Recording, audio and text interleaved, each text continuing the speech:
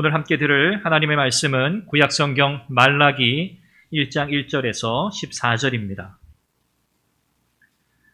가정에서 예배 드리시는 우리 성도님들께서도 함께 말씀을 교독해 주시길 바랍니다. 제가 먼저 읽고 마지막 14절은 함께 읽습니다. 여호와께서 말라기를 통하여 이스라엘에게 말씀하신 경고라. 여호와께서 이르시되 내가 너희를 사랑하였노라 하나 너희는 이르기를 주께서 어떻게 우리를 사랑하셨나이까 하는도다. 나 여호와가 말하노라. 에서는 야곱의 형이 아니냐. 그러나 내가 야곱을 사랑하였고 에서는 미워하였으며 그의 산들을 황폐하게 하였고 그의 산업을 광야의 이리들에게 넘겼느니라. 에돔은 말하기를 우리가 무너뜨림을 당하였으나 황폐한 곳을 다시 쌓으리라 하거니와 나 만군의 여호와는 이르노라. 그들은 쌓을지라도 나는 헐리라. 사람들이 그들을 일컬어 악한 지역이라 할 것이요 여호와의 영원한 진노를 받은 백성이라 할 것이며 너희는 눈으로 보고 이르기를 여호와께서는 이스라엘 지역 밖에서도 크시다 하리라. 내 이름을 멸시하는 제사장들아 나 만군의 여호와가 너에게 이르기를 아들은 그 아버지를 종은 그 주인을 공경하나니 내가 아버지일진데 나를 공경함이 어디 있느냐. 내가 주인일진데 나를 두려워함이 어디 있느냐 하나 너희는 이르기를 우리가 어떻게 주의 이름을 멸시하였나이까 하는도다. 너희가 더러운 떡을 나의 단에 드리고도 말하기를 우리가 어떻게 주를 더럽게 하였나이까 하는도다. 이는 너희가 여호와의 식탁은 경멸히 여길 것이라 말하기 때문이라. 만군의 여호와가 이르노라. 너희가 눈먼 희생 제물을 바치는 것이 어찌 악하지 아니하며 저는 것 병든 것을 드리는 것이 어찌 악하지 아니하냐. 이제 그것을 너희 총독에게 드려보라. 그가 너를 기뻐하겠으며 너를 받아주겠느냐. 만군의 여호와가 이르노라. 너희는 나 하나님께 은혜를 구하면서 우리를 불쌍히 여기소서 하여 보라. 너희가 이같이 행하였으되 내가 너희 중 하나인들 받겠느냐. 만군의 여호가 이르노라. 너희가 내 제단 위에 헛되이 불사르지 못하게 하기 위하여 너희 중에 성전 문을 닫을 자가 있었으면 좋겠도다. 내가 너희를 기뻐하지 아니하며 너희가 손으로 드리는 것을 받지도 아니하리라. 만군의 여호와가 이르노라. 해 뜨는 곳에서부터 해 지는 곳까지의 이방 민족 중에서 내 이름이 크게 될 것이라. 각처에서 내 이름을 위하여 분향하며 깨끗한 제물을 드리리니 이는 내 이름이 이방 민족 중에서 크게 될 것임이니라. 그러나 너희는 말하기를 여호와의 식탁은 더러워졌고 그 위에 있는 과일 곧 먹을 것은 경멸히 여길 것이라 하여 내 이름을 더럽히는도다. 만군의 여호와가 이르노라. 너희가 또 말하기를 이 일이 얼마나 번거로운고 하며 코웃음치고 훔친 물건과 저는 것 병든 것을 가져왔느니라. 너희가 이같이 봉헌물을 가져오니 내가 그것을 너희 손에서 받겠느냐. 이는 여호와의 말이니라. 짐승 떼 가운데 수컷이 있거늘 그 서원하는 일에 흠 있는 것으로 속여 내게 드리는 자는 저주를 받으리니 나는 큰 임금이요 내 이름은 이방 민족 중에서 두려워하는 것이 됨이니라. 만군의 여호와의 말이니라. 아멘. 대실소망이라는 말이 있습니다. 바라고 바라던 일이 아주 허사가 되어서 크게 실망한다, 그런 뜻이죠. 아마 여러분들 모두 어떤 일을 기대하고 그 기대하던 일들이 이루어지고 또 충족이 되어서 큰 기쁨을 누렸던 경험들이 다 있으실 겁니다. 정말 바라던 그 일, 정말 기대하는 일들이 이루어졌을 때 참 기쁘지요. 그런데 반대의 경우도 있습니다. 우리가 바라고 기대했지만 우리가 바라던 대로 되지 않을 때도 또 참 많습니다. 그럴 때는 어떻죠? 우리의 마음이 낙심이 되고 또 실망스럽고 속이 상합니다. 오늘 우리가 사실 전 세계가 공통적으로 큰 바람, 기대가 있다면 뭘까요? 이 코로나19 이 백신이 이미 나와서 어느 나라에서는 이미 접종을 시작하기도 했습니다만 이 백신이 정말 효과가 있기를 바라고요. 또 특별한 부작용이 없이 전 세계 사람들이 빠른 시일 안에 이 백신을 접종받고 이 코로나를 이길 수 있는 그런 날이 속히 오기를 사실 우리 다 기대하고 있지 않습니까?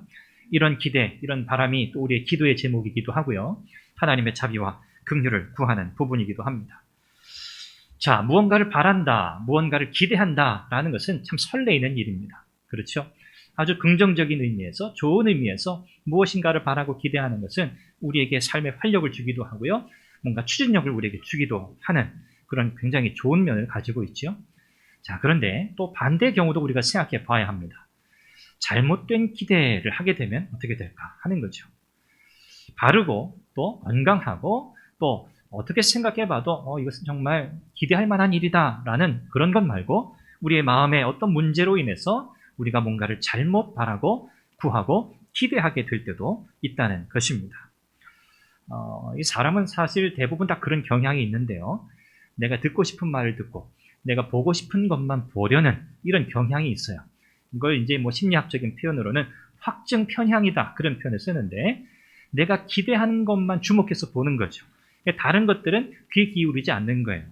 우리가 흔히 뭐 색안경을 쓰고 본다 이런 표현을 하기도 하고요. 또 뭐 선택적으로 우리가 원하는 것, 듣고 싶은 것에만 우리가 주목한다. 이렇게 우리가 이해할 수 있겠죠. 사람은 누구나 이런 선택적인 사고 방식을 사실 가지고 있습니다. 그래서 어느 한편에 치우치기가 쉽죠. 내 경험 또 내 개인적인 어떤 지식 이런 배경들을 가지고 어떤 상황들을 사람들은 늘 보게 되기 때문에 그 범위 안에서만 보다 보면 혹 내가 놓치는 부분이 사실 있거든요. 이런 부분들을 우리가 인정하고 다른 사람들의 생각이나 의견들을 우리가 존중하고 듣고 함께 뭔가를 이렇게 맞추어 가려는 이런 노력이 우리 모두에게 필요한 거죠. 그래서 오늘 우리가 사회생활 하든지 또 어떤 조직 안에서 어떤 우리가 관계를 맺어갈 때에도 내가 어떤 것을 선택하려는 나의 이런 경향이 있지만 또 나의 어떤 고집, 나의 어떤 주관이 있지만 이런 것들을 우리가 목숨처럼 아주 밀고 붙여가지고 다른 사람들과 대화가 단절되거나 또 소통에 어려움을 겪게 되는 이런 일이 사실 없어야 하는 거죠. 하나님의 백성된 저와 여러분들이 과연 하나님께 우리는 어떤 기대를 가지고 살아가고 있는가? 여러분 그런 생각을 해보신 적이 있으십니까? 사실 오늘 우리가 함께 살펴볼 이 말라기 말씀, 이 말씀은 하나님의 백성된 이 유다 백성들이 하나님께 대해서 가졌던 어떤 기대가 있었는데 그 기대가 무너진 것에 대한 이야기를 하고 있어요. 그런데 이 이스라엘 백성, 이 유다 백성들의 기대는 하나님을 향한 기대는요 잘못된 기대였어요. 하나님이 원하시는 기대가 아니었어요. 그들의 마음에 심각한 문제가 있었던 것이죠. 오늘 본문 말씀은 하나님께 대한 잘못된 기대가 무엇이었는지, 그 잘못된 기대로 인해서 이 유다 백성들이 어떻게 하나님께 반응하고 있는지, 그것 때문에 이 유다 백성들이 하나님께 범죄한 내용들이 무엇인지, 그리고 오늘 우리가 과연 이 유다 백성들의 모습을 보면서 회복해야 할 것들이 무엇인가라는 것을 말씀을 통해서 살펴보려고 합니다. 이 이스라엘 통틀어서 이제 북이스라엘과 남유다가 나뉘게 되잖아요.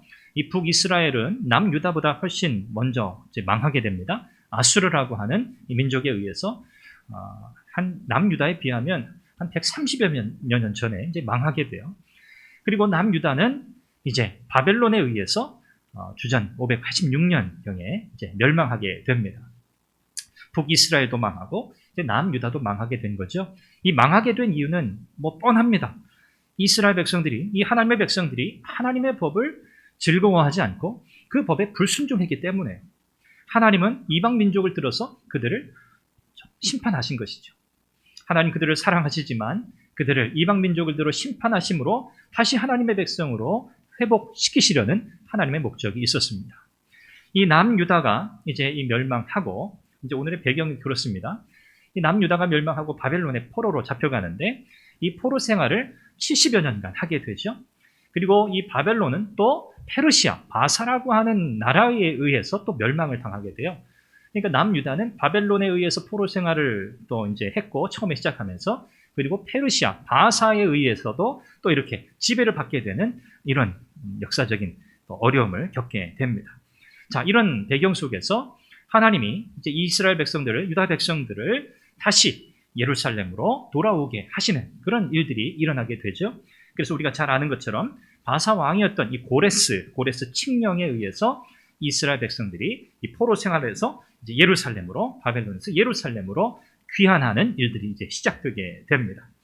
이런 절차들을 거쳐서 이제 느헤미야, 또 뭐 그 중간에 여러 리더들이 있었죠. 이제 느헤미야를 중심으로 이제 성벽, 예루살렘 성벽 재건이 이제 마무리되는 이 시점까지 쭉 이어지게 됩니다. 회파되었던 하나님의 성전이 회복되고 성벽이 재건되는 이런 일들을 이제 마무리하게 되는 그런 역사적인 흐름 속에 이 말라기가 들어와 있습니다. 자, 유다 백성들의 입장에서 여러분 한번 생각해 보세요. 나라를 잃었습니다. 포로 생활을 했습니다. 그런데 다시 고향으로 돌아오게 된 거예요. 고향으로 돌아오게 되었다는 사실만으로도 사실은 굉장히 가슴 벅찬 일이잖아요. 야, 다시 고향으로 갈 수 있다니, 다시 내 나라에서 살아갈 수 있다니, 이런 감격 가운데 왔을 게 분명합니다. 그리고 이 백성들은, 유다 백성들은 특별히 예루살렘 성전이 굉장히 중요한 의미를 가지고 있었어요. 그래서 그들은, 우리가 다니엘을 보았어도 알지만, 예루살렘 성전이 그들의 삶의 중심이었고 삶의 근간, 이유였던 거죠. 그래서 이 성전이 다시 재건된다, 성벽이 다시 재건된다, 회복된다 라고 하는 것은 정말 우리의 삶이, 나의 삶이 다시 새로워진다라는 것과 똑같은 의미를 가졌던 거죠. 대단히 중요한 의미를 가지는 사건이었습니다. 자, 이렇게 고향 땅에 돌아와서 성벽을 다 짓고 성전을 또 회복하고 성벽을 재건하는 이런 과정들을 다 마무리해 가면서 유다 백성들의 마음에는, 야, 이제 됐다. 이제 뭔가 우리 나라가 이제 엄청난 부흥의 역사를 맞이하게 될 것이다. 정말 새로운 역사가 일어나게 될 것이다 라고 이 백성들이 이제 기대하게 된 겁니다. 자, 그런데 문제가 있어요. 유다 백성들이 이런 기대를 가지고 이제 돌아와서 이런 상황 속에 놓여져 있는데, 유다 백성들과 하나님 사이의 관계가 뭔가 심상치 않습니다. 오늘 본문의 말씀을 우리가 말라기 1장을 읽었지만 여러분 느낌이 어떠세요? 분위기가 굉장히 지금 살벌합니다. 그렇죠? 이게 사용되는 표현들이 굉장히 강력한 표현들을 사용하고 있어요. 이 선지자를 통해서 하나님께서 유다 백성들에게 경고하시는 메시지로 시작되는 이 말씀은 그냥 듣고 넘길 만한 그런 말씀이 아니라는 거죠. 유다 백성들은요, 하나님께 대한 마음, 하나님의 그 언약, 하나님의 약속에 대한 이 신뢰, 이 믿음이 점점 사라지고 있었습니다. 그들의 마음이 흔들리고 있었던 거죠. 도대체 무엇 때문이었는가 하는 거예요. 왜 정말 고향에 돌아와서 그들이 기대하고 바라던 일들이 이루어진 것 같았는데 왜 그들은 하나님과의 관계에 경고의 메시지를 들을 만큼 심각한 상황에 놓이게 되었느냐 하는 거죠. 오늘 그 이유를 말씀을 통해 살펴보려고 하는 겁니다. 자, 우리의 신앙의 삶에 있어서 가장 큰 유혹 가운데 하나를 꼽으라 한다면 바로 이것을 이야기할 수 있을 것 같아요. 내가 바라는 바, 내 기대가 충족되지 않을 때라는 거예요. 내 기대가 충족되지 않을 때 우리의 믿음에 도전을 받는다라는 것이죠. 자, 유다 백성들이 그랬습니다. 하나님께서 이제 우리에게 뭔가 큰 일을 하실 거예요. 기다렸어요. 하나님이 우리 민족을 다시 힘있게 일으켜 세우실 거예요. 기다렸어요. 자, 그런데 그들의 이런 바람과 이런 기대가 어떻게 된 거예요? 현실로 이루어지지 않는 거예요. 그들은 여전히 어렵고 힘든 상황을 살아가고 있었던 거죠. 그러니 마음이 점점 하나님께 처음에는 섭섭한 마음이 들기 시작하다가 이제는 어떻게 되는 거예요? 그의 마음이 막 상하는 거예요. 백성들의 마음이 막 상해요. 야, 정말 하나님이 우리를 기억하고 계시기는 한 건가? 하나님이 우리에게 정말 도움을 주고 계시는 건가? 하나님이 어디에 계시는 거지? 우리는 하나님의 택함받은 백성들이 아닌가? 라고 하는 이런 질문들이 막 생겨나기 시작하는 거죠. 그러면서 하나님에 대한 불신, 하나님에 대한 이런 신뢰가 점점 사라지고 있었던 거예요. 사람의 마음도 마찬가지입니다. 그렇죠? 우리가 이렇게 인간관계를 맺어가면서 살아가다 보면 처음에는 이렇게 섭섭한 마음이 들다가 그 마음이 해결이 안 되면 어떻게 되죠? 점점 그 마음이 냉담해집니다. 차가워져요. 에이, 그냥 안 보고 말지. 그냥 이야기 안 하고 말지. 이렇게 냉담하게 마음이 바뀌게 돼요. 자, 여기서 끝나는 게 아닙니다. 이런 냉담한 마음이 계속 반복되고 지속되면 어떻게 될까요? 이제는 완전히 등을 돌리게 돼요. 일종의 배신감까지도 느끼게 됩니다. 우리가 하나님께 뭔가를 기대한다, 우리가 하나님께 뭔가를 바란다, 이건 문제가 아닙니다. 우리가 하나님을 기대해야죠. 하나님께로부터 오는 정말 좋은 것들을 우리가 기대하며 살아가야 하죠.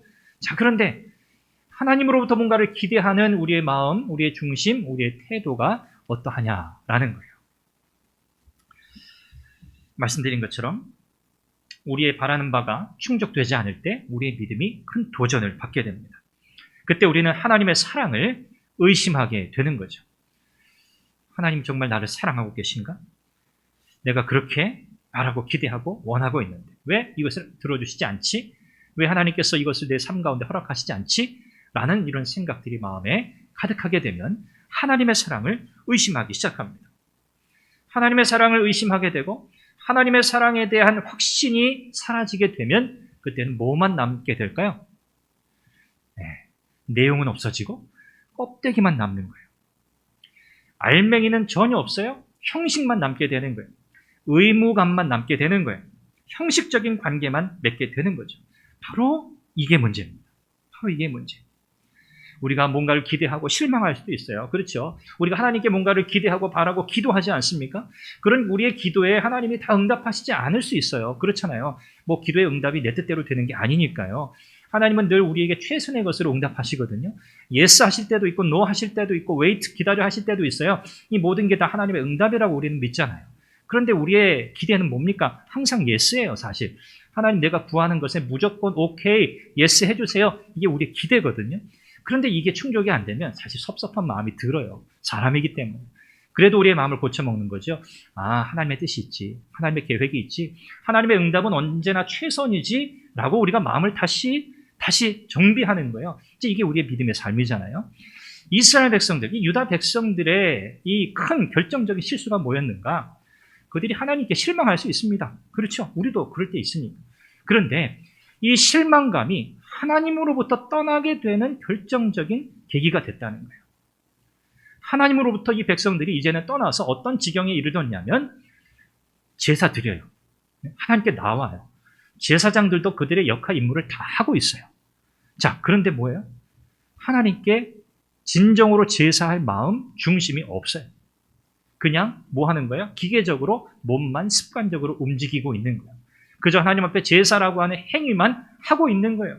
그들이 하나님은 머리에 마음속에 들어있지도 않아요. 그냥 기계적으로 움직이고 있는 그런 모양인 거예요.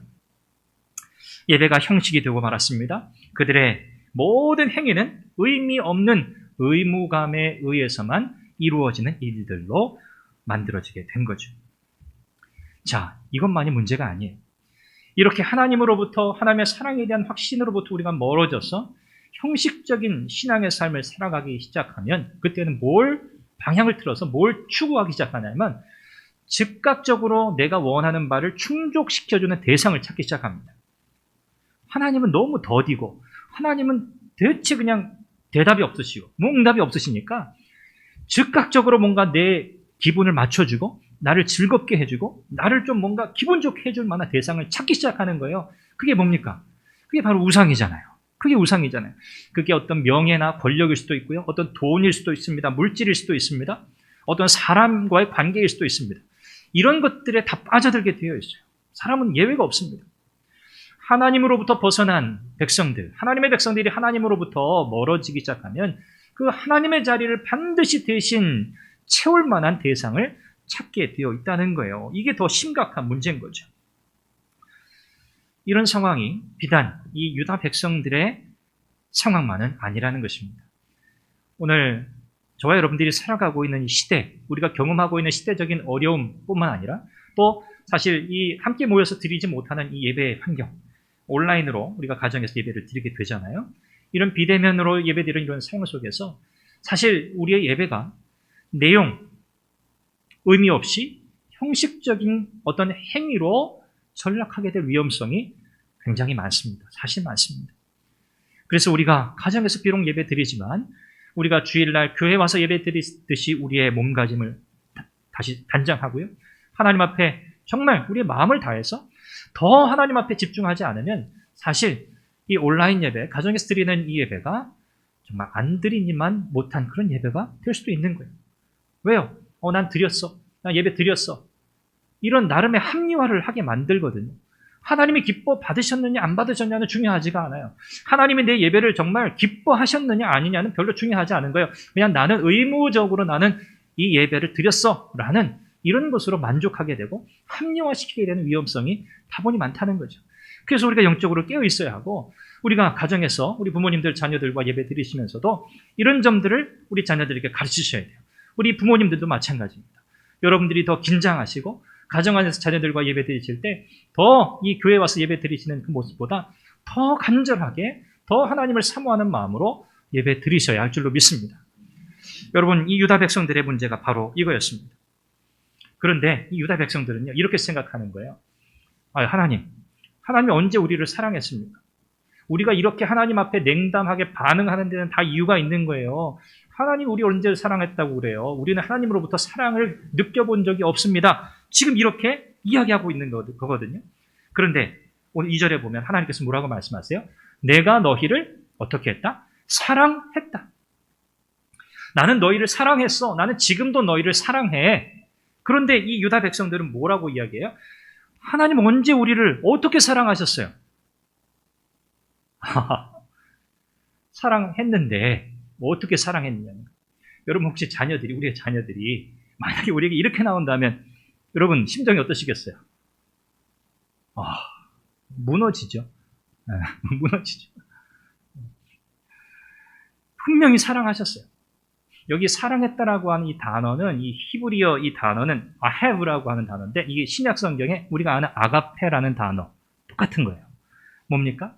하나님의 변함없는 언약적 사랑을 나타내는 표현이에요. 하나님은 유다 백성들을 한 번도 사랑하시지 않은 적이 없어요. 하나님은 줄곧 그들을 택하실 때부터 하나님은 그들을 사랑해 오셨어요. 그런데 이 유다 백성들은 이렇게 이야기하는 거예요. 하나님 언제 우리를 사랑하셨다는 거예요? 어떻게 사랑하셨다는 거예요? 우린 모르겠어요. 전혀 경험한 바가 없습니다. 그러면 왜 우리가 이렇게 지금 고통당하고 있어야 합니까?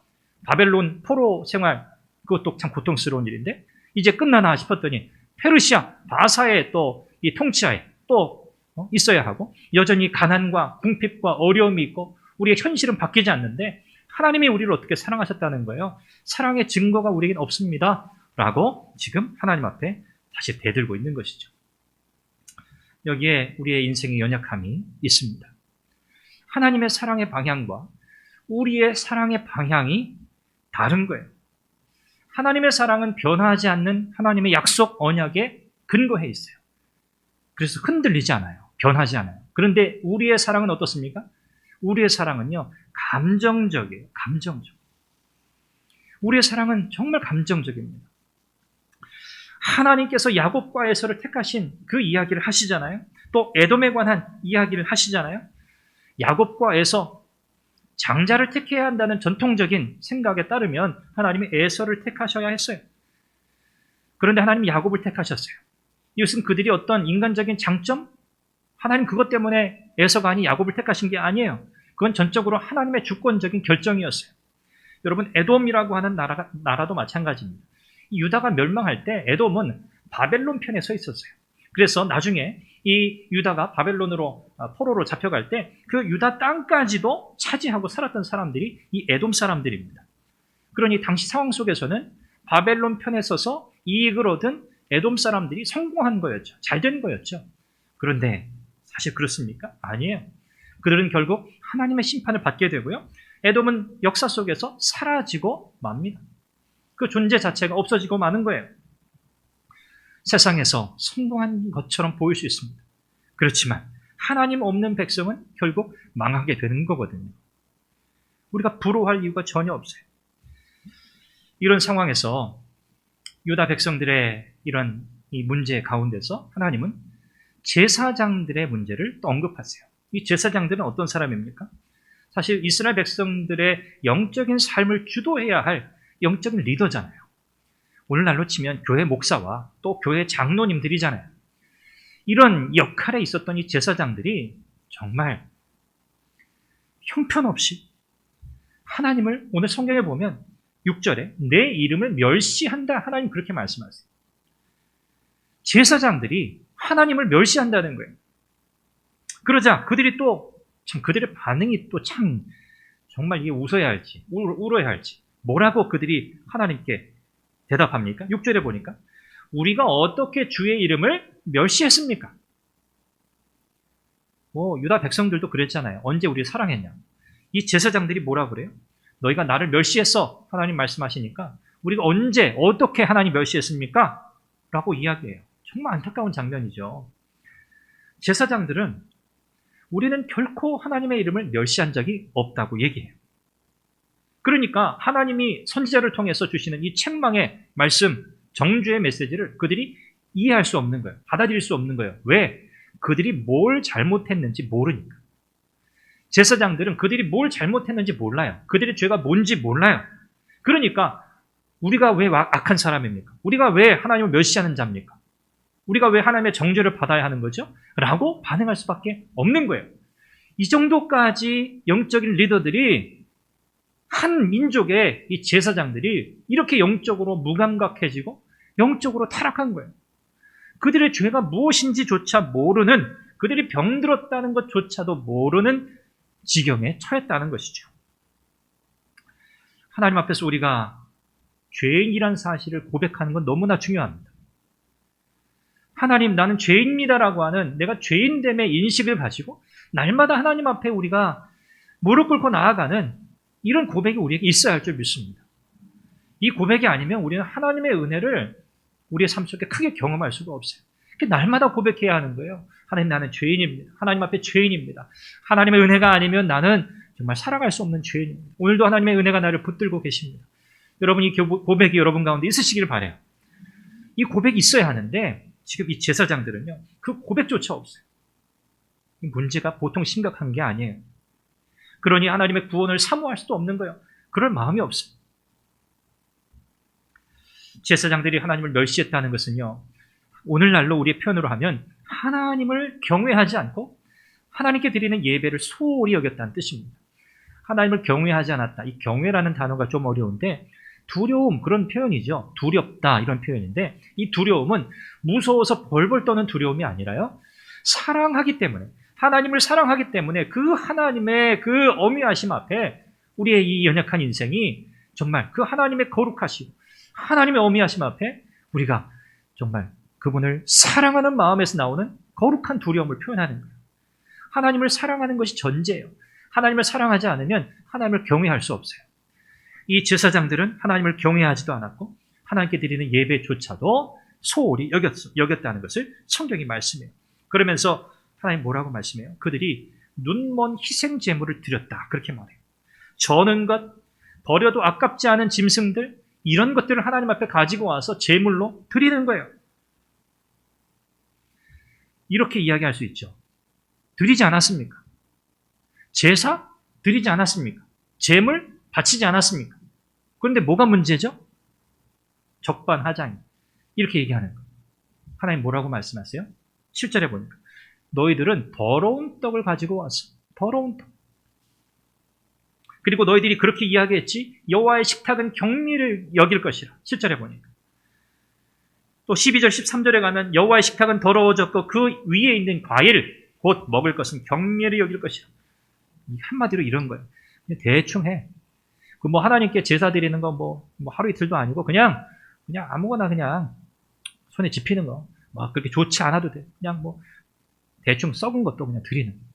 뭐 이런 거예요. 지금 너희들이 그렇게 이야기하지 않았냐? 하나님이 그들의 말을 증거로 말씀하고 계세요. 여러분, 하나님께서 지금 문제 삼으시는 게 뭡니까?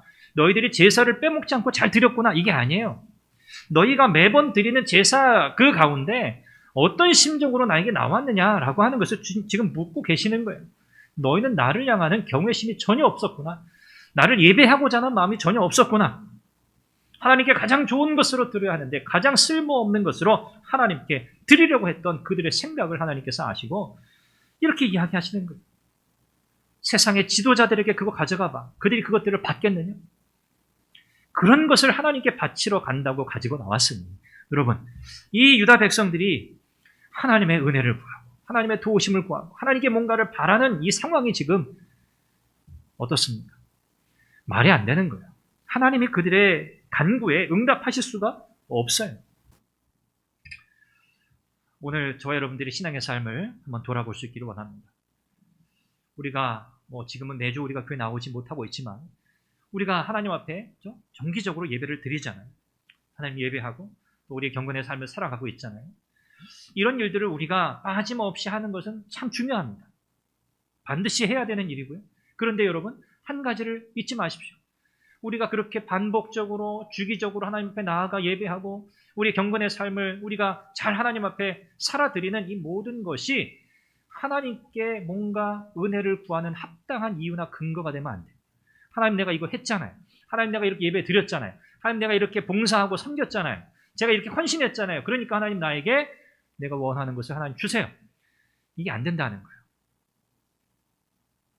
우리가 할 의무를 다 했으니까 하나님은 우리에게 은혜를 베풀어 주셔야 할 의무가 있으니 주세요. 이게 아니라는 거예요. 10절 말씀에 하나님께서 일종의 폭탄 선언처럼 말씀하세요. 너희가 내 제단 위에 헛되이 불사르지 못하게 하기 위하여 너희 중에 성전문을 닫을 자가 있었으면 좋겠도다. 내가 너희를 기뻐하지 아니하며 너희가 손으로 드리는 것을 받지도 아니하리라. 하나님 받지 않으신다는 거예요. 그냥 성전문을 닫아 버리라는 거예요. 드리는 제물도 기뻐하시지 않고 받지도 않겠다고 선언하세요. 왜요? 영광 받으셔야 될 하나님이 하나님의 백성들로부터 격려를 받고 있으니, 멸시를 받고 있으니 하나님이 어찌 이렇게 하지 않으실 수 있겠어요? 그러면서 2장 넘어가는 2장 3절에 보면 제물의 똥을 그들의 얼굴에 바르겠다. 그렇게 말씀하세요. 제물의 똥을 발라버리겠다. 그들이 가져오는 제물에 똥을 바른다는 것은요, 똥은 버려지는 거예요. 똥은 그 밖에 버려지는 거거든요. 희생제물의 똥은.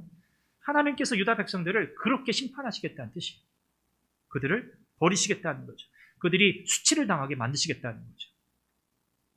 사랑하는 여러분, 오늘 이 말씀의 내용들을 우리가 살피면서 두 가지 우리가 꼭 회복해야 할 것을 우리가 마음에 결단하고 은혜를 구하면 좋겠습니다. 여러분, 하나님께 대한 사랑을 회복하십시오. 하나님께 대한 사랑을 회복하셔야 돼요. 우리 장로님 아까 또 기도하셨지만 기도의 내용 가운데도 참 그 내용이 있었어요. 우리의 믿음의 고백과 우리의 실천이 간격이 있으면 안 돼요. 내가 믿음으로 고백하는 것과 내가 그 믿음대로 사는 것 사이에 간격이 생기면 안 된다는 거예요. 여러분, 우리가 이걸 위해서 정말 애써야 합니다. 하나님을 사랑함이 우리 속에서 온전하게 이루어져야 돼요. 하나님의 사랑에 대해 여러분 의심하지 마십시오. 우리의 지나오는 삶의 순간순간들 여러분 생각해 보십시오. 우리 교회 20년의 역사 속에 여러분들께서 그 자리에서 해오셨던, 정말 힘을 다해서 섬겨오셨던 그 여러분의 자취들을, 믿음의 역사들을 생각해 보십시오. 여러분, 자랑할 것, 내가 자랑할 것, 내세울 것, 인간적으로 있을 수 있습니다. 그런데 우리의 고백은 뭐예요? 하나님의 은혜입니다. 하나님이 하신 거예요. 이렇든 저렇든 하나님께서 우리를 여기에 붙들어 오신 거예요. 여러분, 이 고백이 우리에게 있어야 하는 거예요. 거기엔 다 이유가 있어요. 하나님이 이 교회 여러분들을 붙들어 놓으시고 여기까지 오게 하신 데는 다 이유가 있어요. 여러분, 그 이유를 발견하셔야 돼요. 하나님의 사랑을 여러분 의심하지 마시고 하나님 앞에 엎드리세요. 그리고 하나님을 향한 그 사랑이 혹시 내 안에서 무뎌지거나 놓치거나 퇴색된 것이 있다면 하나님 앞에 엎드려서 하나님을 향한 나의 사랑을 회복시켜 주십시오 라고 기도하십시오. 내 마음속에 복잡하게 사로잡고 있는 이런저런 생각들을 다 내려놓으시고요. 하나님 말씀 앞에 딱 서세요. 하나님 말씀 앞에 딱 서야만 우리의 모든 잡다한 생각들이 정리가 돼요. 정돈이 돼요. 그냥 눈 지그시 감고 내가 묵상한다고 되는 게 아니에요. 하나님의 말씀이 내 속에 들어와야 내 속에 헛된 생각들이 나가게 돼 있어요. 여러분, 말씀 앞에 서세요. 그리고 하나님 말씀 안에서 하나님의 뜻이 선명하게 드러날 때까지 여러분 기다리세요. 하나님의 말씀, 하나님의 뜻이 내 모든 생각을 다 몰아내고 하나님의 뜻이구나 라고 확실하게 선명하게 그 말씀이 내 속에 남을 때까지 그 말씀 앞에 머물러야 돼요. 두 번째, 여러분 하나님을 경외하는 예배를 회복하십시오. 하나님을 경외하는 예배자가 돼야 돼요. 코로나19 우리 상황 우리는 더 이야기할 것이 있겠습니까? 우리가 여기에 있든 가정에 있든 우리가 하나님을 과연 어떻게 예배하고 있는가를 다시 되짚어 봐야 하는 거죠. 거룩하고 전능하신 하나님 앞에 우리가 과연 거룩한 예배자로 하나님 앞에 나아가고 있는가? 아니면 우리가 이 예배를 그냥 별거 아닌 것처럼 그냥 습관적으로 드리는, 빨리 그냥 해치워 버려야 할 그런 것으로 여기고 있지는 않은가? 여러분, 우리의 예배가 무너지면 우리의 삶이 무너지는 겁니다. 여러분, 예배를 목숨처럼 지키셔야 돼요. 여러분, 가인이 실패한 이유가 뭡니까? 그가 하나님 앞에 예배하는 일을 실패했기 때문이에요. 그가 인류 최초의 살인자가 된 것은 하나님을 예배하는 것을 그가 소홀히 했기 때문이에요. 그가 뭐 곡식을 드리고 아벨은 뭐 양을 잡아서 드려서 그것 때문에 그런 게 아니에요. 하나님 예배하는 중심이 없었어요. 이것이 그의 삶을 무너뜨린 거예요. 여러분, 영적으로 실패하고 겉으로 잘 될 수 있습니다. 영적인 삶은 엉망진창인데 겉으로는 내 일이 잘 될 수 있어요. 여러분, 속지 마십시오. 내 일이 잘 되는 것이 하나님의 복이다, 하나님께서 내게 은혜를 베푸신다라고 물론 우리가 믿고 생각하지만, 그런데 내가 하나님 앞에 바로 서 있지 않는데 하나님 내게 이런 복을 주신다? 그건 복이 아니라 독입니다. 이걸 꼭 기억하셔야 돼요. 그게 명예가 되었든 권세가 되었든 물질이 되었든 다 똑같은 거예요. 내가 하나님 앞에 정직하게, 내가 하나님 앞에 신실하게 살아가면서 하나님께로부터 오는 은혜를 내가 구하여야 되는데 그렇지 않을 때 어떻게 생각하시라고요? 이건 독이구나, 독. 그때 정신을 차려야 하는 거죠. 아, 내 영적인 삶을 돌아봐야 되는 거예요. 내 매일의 삶 속에서는 하나님과의 관계가 전혀 없는데 내 일이 잘 되고 내가 계획하는 일들이 다 아주 형통한, 기분은 좋아요. 기분은 좋아요. 그런데 영적으로 심각한 상황이라는 알람이에요. 여러분 모두에게는 이런 영적인 감각이 살아있길 바랍니다. 이건 속일 수가 없어요. 하나님 앞에 속일 수가 없어요. 말씀을 맺습니다. 하나님께서 오늘 유다 백성들을 향해서 경고의 메시지를 주시면서 우리가 회복해야 할 것이 무엇인가를 다시 말씀하셨습니다. 하나님을 향한 경외심, 하나님을 사랑하는 마음, 하나님을 향한 예배, 이것이 온전하게 회복될 수 있기를 간절히 바랍니다. 이것이 매일매일의 삶 속에서 무너지지 않도록 하나님께서 은혜 베풀어 주시기를 간절히 바랍니다. 기도하겠습니다. 자비하신 아버지 하나님, 우리가 하나님을 예배하기 위해 부름받아 이 자리에 서 있습니다. 또 각 가정에서 하나님 앞에 나아가고 있습니다. 시대가 어렵고 상황이 참 어려워서 우리가 이런 초유의 상황들을 맞이하고 있지만, 그러나 변함없이 하나님을 사랑하는 자, 변함없이 하나님을 뜨겁게 예배하는 자가 되게 해 주옵소서. 어떠한 유혹 앞에도 굴복하지 않게 하시고 하나님을 향한 정말 온전한 사랑과 신뢰로 나아가는 하나님의 백성 되게 하여 주옵소서. 예수님의 이름으로 기도합니다. 아멘.